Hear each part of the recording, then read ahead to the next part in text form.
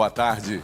Falta d'água revolta moradores do bairro da Liberdade que realizam manifestação e provocam transtornos nas ruas de São Luís. CPI dos combustíveis dá início à fase de depoimentos para apurar a formação de cartel. Entenda as regras estabelecidas no Marco Civil da Internet, aprovado pelo Senado Federal. E mais, equipe do Sampaio Correia sofre mudanças para a segunda rodada da Série B. O Repórter Maranhão está começando agora. Mais uma vez, a população de São Luís foi às ruas para reivindicar por um recurso básico. Nesta manhã, alguns moradores do bairro da Liberdade bloquearam o trânsito na Avenida Getúlio Vargas, causando transtornos na região. O motivo é a falta d'água.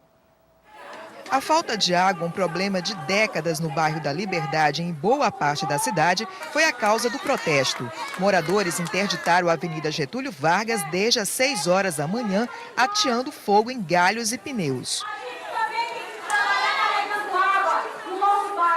É uma loucura, é uma luta, a gente fica esticando mangueira, extensão, comprando comida pronta, pegando essas roupas, lavando em outros lugares, porque não tem água para nada, não dá água.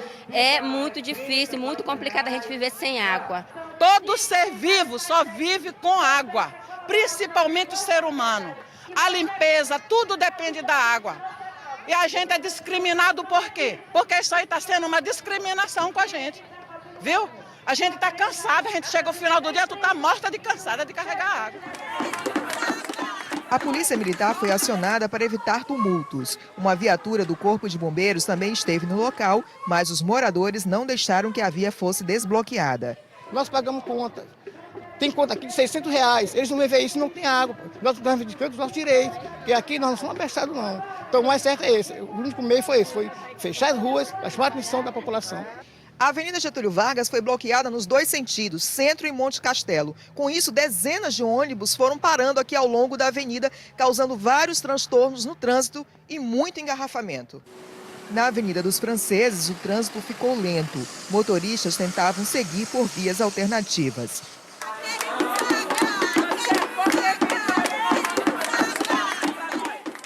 A avenida foi liberada por volta das 11 horas. Nós entramos em contato com a Companhia de Saneamento Básico do Maranhão, a CAEMA, para saber quais medidas estão sendo tomadas para atender às reivindicações dos moradores. Mas até o momento não obtivemos resposta. Em Pedrinhas, mais um túnel foi descoberto durante uma revista geral na unidade. De acordo com a Secretaria de Justiça e Administração Penitenciária, o buraco foi localizado no Centro de Detenção Provisória do Complexo Penitenciário na noite desta terça-feira. Desta vez, nenhum detento conseguiu escapar. Os deputados estaduais realizaram a primeira sessão da CPI dos combustíveis sem a presença do principal depoente. A comissão está apurando irregularidades na cobrança do preço da gasolina em São Luís. Começou nesta última terça, na Assembleia Legislativa do Maranhão, a Comissão Parlamentar de Inquérito para investigar os abusos de preços praticados sobre a gasolina e a formação de um cartel entre os revendedores de combustíveis de São Luís. O preço da gasolina, em praticamente todos os postos da capital maranhense, subiu repentinamente no início do ano para cerca de R$ 3,00. A CPI tem 120 dias para concluir as investigações. Mas logo no primeiro dia, uma ausência importante, a do presidente dos sindicatos dos revendedores de combustíveis do estado do Maranhão, Orlando Santos. Convocado para depor pelos deputados, ele não compareceu. Ele foi convocado, mas apresentou um atestado médico dizendo que tinha uma viagem já pré-programada e já foi, inclusive, remarcada a vinda dele aqui. Ele virá no próximo dia 30. Ele tinha o direito de apresentar essa justificativa, apresentou os documentos comprobatórios e dia 30 ele estará aqui para prestar depoimento. O Ministério Público também investiga o caso. No processo de 2011, as escutas demonstraram que o gerente de vendas da BR Distribuidora ele tinha participação ativa no cartel. O que a população pode esperar de todo esse processo? Pois é, essa necessidade imediata, claro que o que a gente quer, essa ansiedade de dar uma resposta de imediato para a população é um sonho, né? Mas infelizmente as coisas não funcionam assim.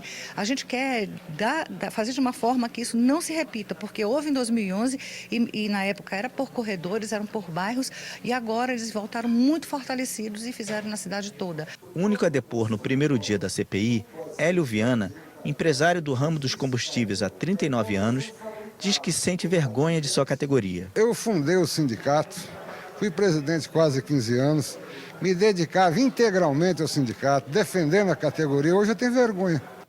A fase de coleta dos depoimentos continua hoje a partir das 2h30 da tarde. A população pode acompanhar e colaborar com as investigações através do portal da Assembleia, no endereço al.ma.gov.br. E nesta manhã, o tema em debate na Assembleia Legislativa foi a pedagogia da alternância, método que intercala um período de convivência na sala de aula com outro no campo para diminuir a evasão escolar em áreas rurais. Com o tema Sustentabilidade dos Cefas, Centros Familiares de Formação por Alternância, a Assembleia Legislativa do Maranhão realizou audiência pública para debater a pedagogia da alternância no Estado.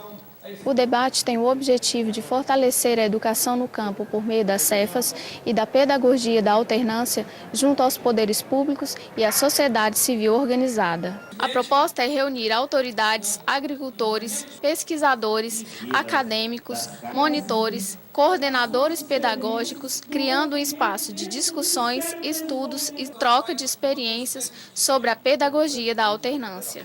Todas as entidades, os atores que estão envolvidos com esse processo, para que nós possamos construir um projeto de lei a 4 mãos, para que nós possamos protocolar em regime de urgência e ser aprovado aqui nesta casa esse projeto de lei, que vai transformar a pedagogia da alternância como o ensino oficial do governo do Maranhão. O coordenador geral de educação do campo do MEC declara que o método é bem avaliado pela instituição e que as experiências em outros estados têm dado certo. É um processo riquíssimo, com experiências significativas e que tem contribuído muito com os alunos, principalmente do ensino médio, na educação básica, que consegue fazer esse processo de formação da escolarização associado à sua prática local. A gente poder ver a realidade, estudar a realidade de cada um no seu lugar, no seu município, no seu local. Então, isso cada vez mais fortalece e garante a permanência da juventude no campo.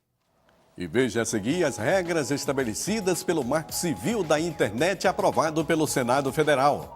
A gente volta já. Agora são 12h38. O Senado Federal aprovou nesta terça-feira o Marco Civil da Internet, que agora segue para a sanção da presidenta Dilma Rousseff. O texto define regras mais claras para o uso da rede mundial de computadores no Brasil. O Marco Civil estabelece conceitos básicos na internet, define também direitos e deveres dos usuários e dos provedores de acesso à rede mundial de computadores. Os pilares do projeto são a liberdade de expressão, a neutralidade de rede e a privacidade dos usuários. Com a neutralidade de rede, as empresas ficam proibidas de cobrar valores diferentes de acordo com o uso da internet. As regras de privacidade determinam que os provedores não podem transferir dados do consumidor para as empresas sem o consentimento dele ou sem ordem judicial. Eles ainda vão ficar obrigados a armazenar dados sobre os acessos dos clientes na internet por no máximo 6 meses. As empresas não vão poder usar essas informações para fazer propaganda direcionada, como ocorre hoje. O projeto determina ainda que sites e provedores não podem ser responsabilizados por manter no ar conteúdos impróprios antes que haja uma decisão judicial que determine a retirada. Já está disponível nos postos de saúde de São Luís a vacina contra a gripe H1N1. Vamos falar com a repórter Luanda Belo para esclarecer algumas dúvidas sobre a vacinação. Boa tarde, Luanda. Boa tarde, Edmilson. Pois é, a vacinação começou ontem, vai até o dia 9 de maio e sábado é o grande dia, o dia D da vacinação contra a gripe. Ao meu lado, Rita de Cássia Carneiro, coordenadora de imunização da Secretaria Municipal de Saúde. Boa tarde, Rita. Como é que vai ser o dia D? Boa tarde. O dia D nós pretendemos estar trabalhando com uma faixa de 220 postos em toda a nossa capital, onde vai estar acontecendo nos shoppings, nos terminais, nas igrejas, nas escolas e em todos os nossos 66 postos também vão estar disponibilizando essa vacinação das 8 às 17 horas. Qual é a meta de vacinação?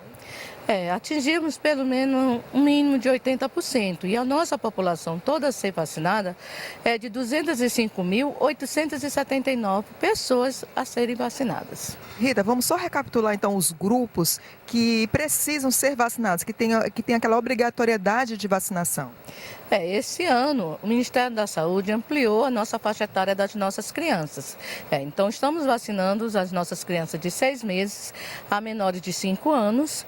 Temos as nossas gestantes, as puérperas, que são aquelas pessoas, que pariram, que deram luz até os 45 dias, elas são inclusas como puérpera, os nossos trabalhadores da saúde, os nossos idosos, de 60 anos a mais, os nossos pacientes com doenças crônicas, que são os nossos pacientes que apresentam alguma doença de base, como a diabetes, os obesos, aquelas crianças que têm síndrome de Down, aquelas que têm anemia falciforme, problema de asma. Então, todos esses grupos estão com o privilégio de vacinação. Temos os nossos privados de liberdade, que são os nossos presos, e também os funcionários que trabalham também nesse sistema prisional.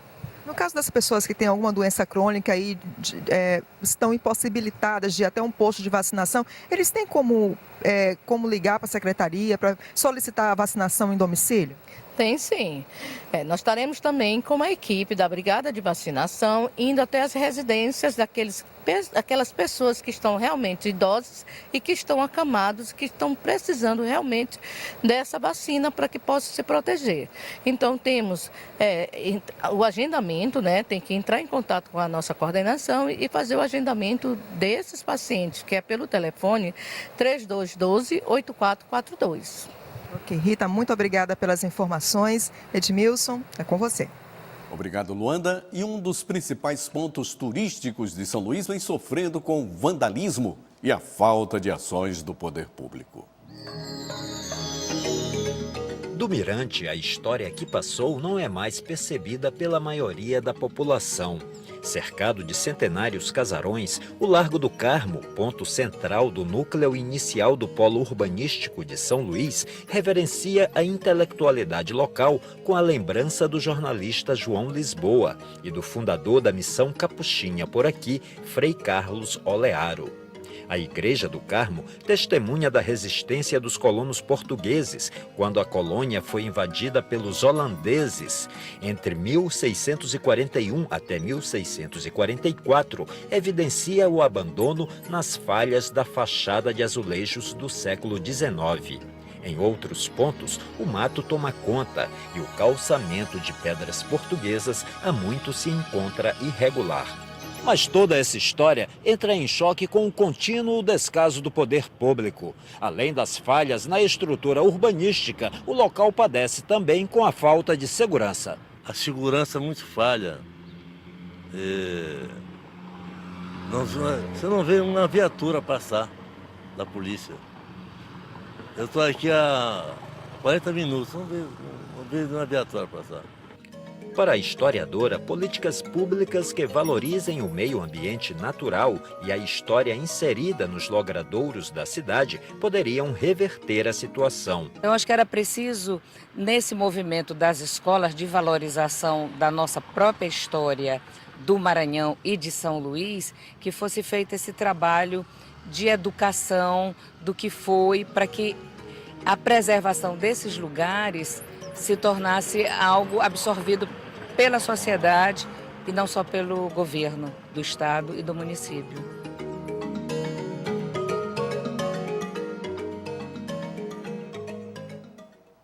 Em nota, a Fundação Municipal de Patrimônio Histórico informou que o Largo do Carmo está contemplado nos projetos de reabilitação do centro, com obras financiadas pelo PAC das Cidades Históricas.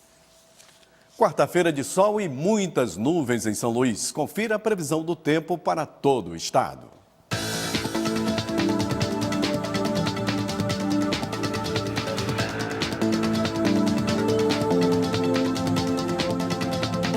São Luís, sol com muitas nuvens e previsão de chuva no decorrer do período. Mínima de 24 e máxima de 30 graus. Em Imperatriz, sol e nebulosidade e previsão de chuva durante todo o dia. Mínima de 22 e máxima de 34 graus. Em Caxias, sol e muitas nuvens durante todo o dia e com chuva a qualquer hora. Mínima de 23 e máxima de 33 graus. Em Balsas, sol com muitas nuvens e com previsão de chuva durante todo o dia. Mínima de 22 e máxima de 33 graus. E veja no próximo bloco as mudanças na equipe do Sampaio Corrêa para o segundo desafio da Série B do Brasileirão. É logo após o intervalo. Agora são 12 horas e 47 minutos. Agora vamos falar de esporte. Pela final da Copa Brasil Norte de Basquete, a equipe dos jovens maranhenses voltou a vencer o Itacor do Piauí e conquistou o título da competição ao fechar a série em 2-0. Com a vitória, a equipe maranhense garantiu vaga na Supercopa Brasil, que acontece de 30 de abril a 4 de maio, ainda sem local definido pela Confederação Brasileira. E no futebol, após estrear na Série B com derrota em casa para o Paraná, o Sampaio treina para tentar recuperar os pontos perdidos no confronto contra o Icasa, em Juazeiro do Norte. E para esta segunda rodada, serão realizadas algumas modificações na equipe tricolor. As razões são diversas: técnicas, táticas, físicas e até disciplinares. O certo é que o Sampaio terá alterações em todos os setores para o confronto contra o Icasa. Na defesa, Jadson se recuperou de lesão e é o favorito para formar dupla de zaga com Edmar. Na lateral esquerda, Giovani passa a ser o único da posição em condição de jogo após a contusão de William Simões. Na outra lateral, um reforço aguarda apenas a documentação para fazer sua estreia pelo Sampaio. Meu nome é Gabriel Cassimiro, né? Sou um lateral direito de muita força e velocidade, né? Apoio bastante. Também sou um bom marcador. Na estreia contra o Paraná, o time foi criticado pela falta de ousadia. Sobrou para o articulador Cleitinho, que vai para o banco de reservas. Quem entra como titular é o volante William Correia. Assim, Arlindo Maracanã vai jogar mais avançado. Em relação à forma de jogar, eu deixo para o Flávio Araújo decidir, né? Se eu vou jogar ou não vou, quem vai jogar. A gente sabe que, independente da formação que ele opte, 4-3-3, 3-5-2, os jogadores ficarem encarregados de entrar, tem que entrar e fazer seu papel. Já no setor ofensivo, um ato de indisciplina abre espaço por uma vaga no time titular. O atacante Edgar faltou aos treinos do início da semana sem dar satisfação. O castigo, quando reapareceu, foi multado, deu apenas voltas ao redor do campo e pode até ser afastado da equipe. Quem deve entrar como titular contra o Icasa é Valdir, que também ainda aguarda regularização. Sou jogador de velocidade, jogador de jogar por lado, jogador bastante ofensivo, de muita movimentação. Se ainda restam interrogações quanto à escalação da equipe, o que não se questiona é que trazer um bom resultado de Juazeiro do Norte pode ajudar o técnico Flávio Araújo a chutar a crise para longe. Sampaio Corrêa e Icasa se enfrentam sexta-feira a partir das 7h30 da noite no estádio Romeirão. E em partida isolada pela segunda rodada da Série B, o Bragantino foi a Florianópolis e derrotou o Avaí por 2-1. Com o resultado, a equipe do interior paulista assumiu a liderança provisória da competição, com uma vitória e um empate. Já o Avaí caiu para a última colocação, ainda sem somar pontos e com saldo de gols de -3. Hoje, 23 de abril, é comemorado o Dia de São Jorge, cultuado pela Igreja Católica e pelas religiões afro-brasileiras. Em São Luís, um show será realizado para celebrar o santo guerreiro. Para que meus inimigos, tendo pés, não me alcancem. Mas se tiverem mãos, batam palmas, por favor. São Jorge para os católicos e Ogum no candomblé. Independente da fé, seu dia é marcado por celebrações. São Jorge é um santo de batalha, né, de força, um santo guerreiro.